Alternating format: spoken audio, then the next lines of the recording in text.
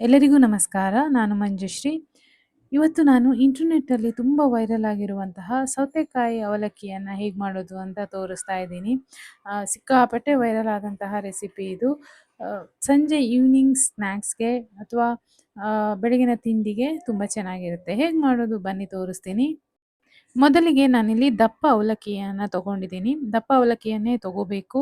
ಇಲ್ಲದೆ ಹೋದರೆ ಅಷ್ಟು ಚೆನ್ನಾಗಿ ಬರೋದಿಲ್ಲ. ನೀರನ್ನು ಹಾಕಿ ಚೆನ್ನಾಗಿ ತೊಳೆದು ಇಟ್ಕೋಬೇಕು.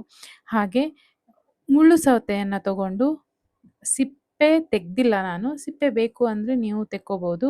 ಇದನ್ನು ತುರಿದು ಇಟ್ಕೋಬೇಕು. ನೀವು ಎಷ್ಟು ಅವಲಕ್ಕಿಯನ್ನು ತಗೊಂಡಿದ್ದೀರಾ ಅದರ ಅಳತೆಯನ್ನು ನೋಡಿಕೊಂಡು ಮುಳ್ಳು ಸೌತೆಯನ್ನು ಹಾಕ್ಕೋಬೇಕು.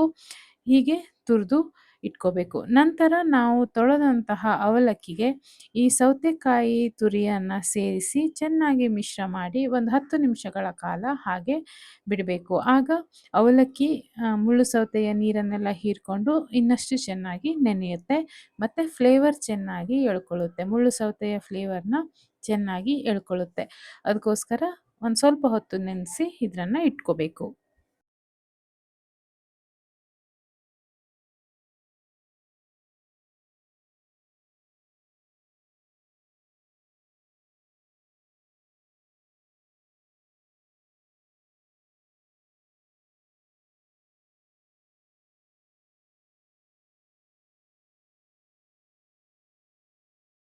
ಈಗ ಒಗ್ಗರಣೆಯನ್ನು ಮಾಡಬೇಕು. ಒಗ್ಗರಣೆಗೆ ಎಣ್ಣೆಯನ್ನು ಬಿಸಿ ಮಾಡ್ಕೋಬೇಕು. ಅವಲಕ್ಕಿಗೆ ಸ್ವಲ್ಪ ಎಣ್ಣೆ ಜಾಸ್ತಿ ಬೇಕಾಗುತ್ತೆ. ಎಣ್ಣೆ ಬಿಸಿಯಾದ ಮೇಲೆ ಉದ್ದಿನಬೇಳೆ, ಕಡಲೆಬೇಳೆ, ಶೇಂಗಾ, ನೆಲಗಡಲೆ ಹಾಗೆ ಸಾಸಿವೆ, ಇಂಗು, ಕರಿಬೇವು, ಹಸಿಮೆಣಸನ್ನು ಹಾಕಿ ಚೆನ್ನಾಗಿ ಫ್ರೈ ಮಾಡಬೇಕು. ಉದ್ದಿನಬೇಳೆ, ಕಡಲೆಬೇಳೆ ಮತ್ತು ಪೀನಟ್ ಶೇಂಗಾ ಬೀಜ ಚೆನ್ನಾಗಿ ಹುರಿಬೇಕು. ಅಲ್ಲಿವರೆಗೆ ಇದನ್ನು ಬಾಡಿಸ್ಕೋಬೇಕು. ಸ್ವಲ್ಪ ಅರಿಶಿಣವನ್ನು ಸೇರಿಸಬೇಕು. ಹಾಗೆ ಬೇಕು ಅನಿಸಿದ್ರೆ ನೀವು ಕೆಂಪು ಮೆಣಸನ್ನು ಕೂಡ ಇಲ್ಲಿ ಸೇರಿಸ್ಕೋಬೋದು.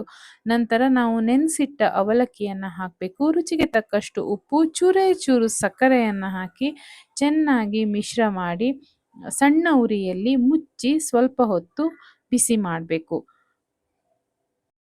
ನಾವಿಲ್ಲಿ ಯಾವುದೇ ರೀತಿ ಈರುಳ್ಳಿ, ಟೊಮೆಟೊಗಳನ್ನೆಲ್ಲ ಬಳಸ್ತಾ ಇಲ್ಲ. ಯಾಕೆಂದರೆ ಒರಿಜಿನಲ್ ಫ್ಲೇವರ್ ಬೇಕು ಅಂತಂದರೆ ಈರುಳ್ಳಿ ಅಗತ್ಯ ಇಲ್ಲ. ಮುಚ್ಚಿ ಸ್ವಲ್ಪ ಹೊತ್ತು ಇದನ್ನು ಬಿಸಿ ಮಾಡಿ ಚೆನ್ನಾಗಿ ಬಿಸಿಯಾಗಿದೆ. ಈಗ ಇದಕ್ಕೆ ನಾವು ಮೇಲಿನಿಂದ ಹಸಿ ತೆಂಗಿನ ತುರಿ, ಸ್ವಲ್ಪವೇ ಸ್ವಲ್ಪ ನಿಂಬೆ ರಸವನ್ನು ಹಾಕಿದ್ರೆ ರುಚಿಯಾದಂತಹ ಸೌತೆಕಾಯಿ ಪೋಹ ಅಂದರೆ ಸೌತೆಕಾಯಿ ಅವಲಕ್ಕಿ ರೆಡಿ ಆಗುತ್ತೆ. ನೀವು ಮಾಡ್ಕೊಳ್ಳಿ, ನನಗೆ ಫೀಡ್ಬ್ಯಾಕನ್ನು ಹೇಳಿ. ಚಾನಲ್‌ನ ಸಬ್ಸ್ಕ್ರೈಬ್ ಮಾಡ್ಕೊಳ್ಳಿ. Thank you.